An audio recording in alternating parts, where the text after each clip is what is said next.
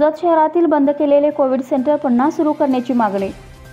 सद्यस्थितीत जत शहरासह तालुक्यात कोरोनाचे रुग्ण मोठ्या प्रमाणात आढळून येत असून यामध्ये गंभीर स्वरूपाचे रुग्णही आढळत आहेत।